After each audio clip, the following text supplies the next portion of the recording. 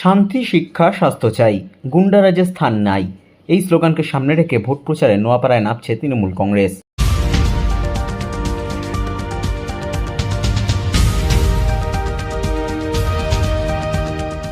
নোয়াপাড়া বিধানসভা এলাকায় চলতি বছর বিধানসভা ভোটে তৃণমূল কংগ্রেসের পক্ষ থেকে প্রার্থী করা হয়েছে রাজ্য তৃণমূল ছাত্র পরিষদের সভাপতি তৃণাঙ্কুর ভট্টাচার্যকে। নতুন প্রার্থী হিসাবে দলের সমস্ত স্তরের নেতাকর্মীদের নিয়ে ইছাপুর কালীতলা এলাকায় দলীয় নির্বাচনী কার্যালয়ের উদ্বোধন করা হলো শহীদ বিকাশ বসুর প্রতিকৃতিতে মাল্যদান করে ও গণেশ পুজোর মাধ্যমে। বৃহস্পতিবার এক সাংবাদিক সম্মেলনের আয়োজন করা হয় তৃণমূল কংগ্রেসের পক্ষ থেকে। নোয়াপাড়া বিধানসভা তৃণমূল কংগ্রেস প্রার্থী তৃণাঙ্কুর ভট্টাচার্যকে সাথে নিয়ে এই দিনের সাংবাদিক সম্মেলনে উপস্থিত ছিলেন নোয়াপাড়া বিধানসভা কেন্দ্রের তৃণমূল কংগ্রেসের নির্বাচনী কমিটির চেয়ারম্যান মলয় ঘোষ, তৃণমূল কংগ্রেস প্রার্থীর প্রস্তাবক প্রদীপ বসু, তৃণমূল কংগ্রেস প্রার্থী তৃণাঙ্কুর ভট্টাচার্য সহ অন্যান্য তৃণমূল কংগ্রেস নেতৃত্ব ও কর্মীরা। এই দিন সাংবাদিক সম্মেলন থেকে শান্তি, শিক্ষা, স্বাস্থ্য চাই, গুন্ডারাজে স্থান নাই এই স্লোগানকে সামনে রেখে ভোট প্রচারে নোয়াপাড়ার মানুষের কাছে পৌঁছানোর কথা জানানো হয়। 14 দিন মানুষের সঙ্গে মিশেছি, মানুষের সঙ্গে কথা বলেছি এবং বিভিন্ন জায়গায় গেছি। আমি যেটা প্রথম দিন প্রচার শুরুর আগে যেটা করেছিলাম সেটা হচ্ছে শ্রদ্ধেয় শিক্ষক শহীদ বিকাশ বসুর মূর্তিতে মাল্যদান করে তার এলাকা, তার পাড়াটায় ডোর টু ডোর ক্যাম্পেইনের মধ্যে দিয়ে আমি সকল স্তরের নেতৃত্বদের সামনে নিয়ে আমার প্রচার অভিযান শুরু করেছি। গতকাল আপনারা দেখেছেন আমরা প্রত্যেকবারের ন্যায় অত্যন্ত সাধারণভাবেই, ঠিক যেভাবে প্রত্যেকবার করি, নির্বাচন বলে অতিরঞ্জিত কিছু নয়, আমরা শ্রদ্ধেয় শিক্ষক শহীদ বিকাশ বসুর মূর্তিতে মাল্যদান করেছিলাম। সকলে মিলে ঠিক যেভাবে করি, এত বছর ধরে করেছি। এবং সেটা হয়ে যাওয়ার পর আজকে আমরা প্রধানত আমাদের নির্বাচনী এজেন্ডা, নির্বাচনী বক্তব্যের দিকে সার্বিকভাবে তুলে ধরছি। আমি এখানে নোয়াপাড়ার প্রত্যেকটি জায়গায় গেছি, গিয়ে উপলব্ধি করেছি যে এখানে মানুষের নাগরিক পরিষেবা যথেষ্ট ভালো। এখানে মানুষের এই সরকারের প্রতি বিশ্বাস, আস্থায়, মিউনিসিপ্যালিটি পঞ্চায়েতের প্রতি বিশ্বাস, আস্থা অটুট। এবং আমি উপলব্ধি করেছি যে এখানকার মানুষ অন্তত শান্তিপ্রিয়, শিক্ষিত মানুষ। আমি এইখানকার শিক্ষিত মানুষকে, আমি এখান এলাকার শিক্ষিত মানুষের কাছে শিক্ষার কথা বলতে এসেছি।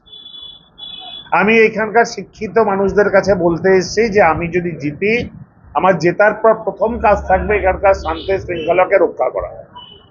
আমি জেতার পর আমার প্রথম কাজ থাকবে এলাকার শিক্ষিত সমাজের পাশে দাঁড়ানো, মেহনতি মানুষের পাশে দাঁড়ানো, মানুষের নাগরিক অধিকার রক্ষা করার জন্য তাদের পাশে দাঁড়ানো। আমি আপনাদের কাছে একটা কথা দিতে পারি, আমি নিশ্চিতভাবে ম্যানিফেস্টো পরে প্রকাশ করবো আমরা আপনার কাছে, কিন্তু আমি জিতে আসার পর কোনো তৃণমূলের বা সিপিএম বা বিজেপি বা কংগ্রেস, কোনো দলের কর্মী সমর্থকদের মধ্যে মারপিট না হয়, কেউ কাউকে অশান্ত না করে, কেউ কাউকে ভয় না দেখায়, এইটা দেখা আমার প্রথম কাজ হবে। এবং আমি আপনাদের আজকের দিনে দাঁড়িয়ে বলছি, আমি আগামী দিন আমার নির্বাচনী প্রচারের মধ্যেও আমার শিক্ষা, আমার রুচি এবং অবশ্যই এই নোয়াপাড়ার কৃষ্টি সংস্কৃত ঐতিহ্য রক্ষার কথা, ভরসার কথা আমি প্রকাশ করব, বলবো। আজকে প্রথম দিন আমি সব বলে দিচ্ছি না, আমি শুধু এইটুকুনি বলতে পারি আমি এখানে মন্দির গেছি, মসজিদ গেছি, গুরুদুয়ারা গেছি, চার্চে গেছি, আমি এইখানে রামনবমী অনুষ্ঠানে মিছিলে হেঁটেছি, সব জায়গা থেকে বুঝেছি যে এইখানকার মানুষ অত্যন্ত শান্তিপ্রিয় এবং শিক্ষিত সমাজের প্রতিনিধি। আমি একটা কথা বলতে পারি, আমি এখানে বাচ্চাদের হাতে পেন তুলে দেব, কখনো বোম তুলে দেব না, কখনো পিস্তল তুলে দেব না। এবং আমি এখানে আগামী দিনে ছাত্র ছাত্রীরা, আমি সরকারি চাকরি দিতে না পারলেও তাদের যাতে সঠিকভাবে ট্রেনিং করে তাদের মাথা উঁচু করে দাঁড় করাতে পারি, সমাজে প্রতিষ্ঠিত করতে পারি, সঠিকভাবে কেরিয়ার কাউন্সেলিং করতে পারি, তার ব্যবস্থা আমি নিশ্চিতভাবে আগামী দিনে করব। আমি যতবার নোয়াপাড়ায় এসছি, প্রায় 17-18 বছর ধরে নোয়াপাড়ায় আমার যাতায়াত, গভীর সংযোগ। আমি 2018 সালে নির্বাচনে এইখানে ছিলাম, আমি 24 সালে নির্বাচনে করিয়েছি। আর সেবাশ্রয় ক্যাম্পও আমি এখানে করার পর আমার জনপ্রিয়তা তৈরি হয়েছিল অনেকটাই। আমি বিশ্বাস করি আমি আসার পর নিশ্চিতভাবে স্বাস্থ্য পরিষেবাকে আমি আলাদাভাবে গুরুত্ব দেবো। এখানে যে হসপিটাল হয়েছে সেই হসপিটালের বিষয় আমরা দেখছি, যাতে আমরা সেই হসপিটালে উন্নতি আরো করতে পারি, কিভাবে মডেলে হাসপাতালে পরিণত করতে পারি। এখানে ব্রিকফিল্ডের কিছু সমস্যা আছে, সেইটাকে আমি প্রায়োরিটি দেব। আমি জানি না কি হবে, আমি চেষ্টা করবো নিশ্চিতভাবে এইখানে যে রেল ব্রিজের একটা সমস্যা আছে, সেই রেল ব্রিজের সমস্যাটাই কোনোভাবে আলাপ আলোচনার মধ্যে দিয়ে সমস্যার সমাধান করা যায়, আমি সেই টার্গেট আমার মাথায় রেখেছি, সেটা আমি চেষ্টা করব।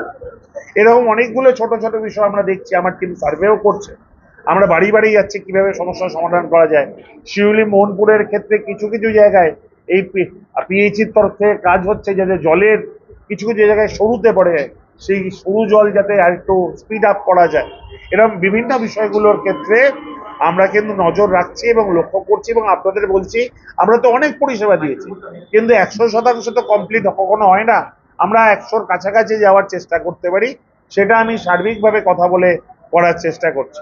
আমার চেয়ারম্যান সাহেব মলয়দার সঙ্গে মিউনিসিপ্যাল চেয়ারম্যান হিসেবে কথা হয়েছে, তিনি আরো কিভাবে এইখানকার ক্লিনলিনেসকে আরো প্রায়োরিটি দেওয়া যায় সেই বিষয়টাকে উনি অলরেডি চিন্তা ভাবনা করেছেন, আমরা আগামী দিনে সেটা তিনি ইমপ্লিমেন্টেশন করবেন, সেই বিষয়ে আমরা আলাপ আলোচনা করেছি। এই ছোট ছোট কিছু বিষয়গুলোকে প্রায়োরিটি দিয়ে আমরা চেষ্টা করব মানুষের নাগরিক পরিষেবাকে আরো উন্নত করা। কিন্তু আজকে এই 17-18 বছর ধরে নোয়াপাড়ায় জুড়ে রাজনীতি করার পর আমি একটা জিনিস উপলব্ধি করেছি, এবং এই 17 দিন প্রায় আমি আপনাদের এলাকায় পড়ে থাকার পর আমার উপলব্ধি, আজকে এখানকার মানুষ শ্রদ্ধেয় শিক্ষক বিকাশ বসুকে শ্রদ্ধার চোখে দেখে। আজকে এটা হয়তো নোয়াপাড়াবাসীর দুর্ভাগ্য, তার বিপক্ষে এমন ক্যান্ডিডেট দাঁড়িয়েছে যিনি নিজে খুনের আসামি, যিনি নিজে প্রায় 90 দিন জেলে কাটিয়েছেন, যিনি নিজে তার হাত করা পড়া ছবি আজকেও নোয়াপাড়াবাসীর চোখের সামনে ভাসছে, যে মানুষকে গুন্ডা মস্তান ক্রিমিনাল হিসেবে ব্যারাকপুরে মানুষ জানে, এবং সেই মানুষটি আজকে নোয়াপাড়ায় আসার পর আবার নতুন করে এইখানকার পরিবেশকে অশান্ত করার চেষ্টা করছেন। তার লোকজন ভয় দেখানোর চেষ্টা করছে, বিভিন্ন মানুষ চমকানোর চেষ্টা করছে।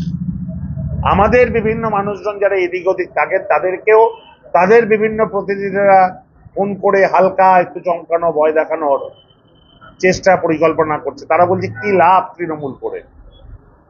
আমি তাদেরকে বলি, তারা আমাদের দলের যে স্লোগান, সেই স্লোগানটাকে আমি স্মরণ করিয়ে দিই, বলি যতই করো হামলা আবার জিতবে বাংলা।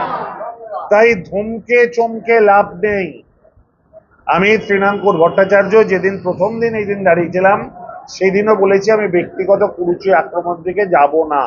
আমি চেষ্টা করব যতক্ষণ অবধি এই হিংসার রাজনীতি বন্ধ করা যায়, লড়াইয়ের গুন্ডারাজের রাজনীতি বন্ধ করা যায়। তাই ঠিক সে কারণে আমার শ্রদ্ধেয় নেতৃত্ব তথা বিকাশ বসুর ভাই, আমার চিফ ইলেকশন এজেন্ট বাবলা বসু, প্রদীপ বসু যে স্লোগানটা দিয়েছেন, সেটাকে আমরা প্রায়োরিটি করে আজকে এগিয়েছি। শান্তি, শিক্ষা, স্বাস্থ্য চাই, গুন্ডা রাজের স্থান নাই। এই স্লোগানটাকে, এই নীতিটাকে সামনে রেখে শুধু নির্বাচন নয়, আগামী 5 বছর আমি বা আমরা এগোবো, এই কথা আপনাদেরকে বলতে পারি।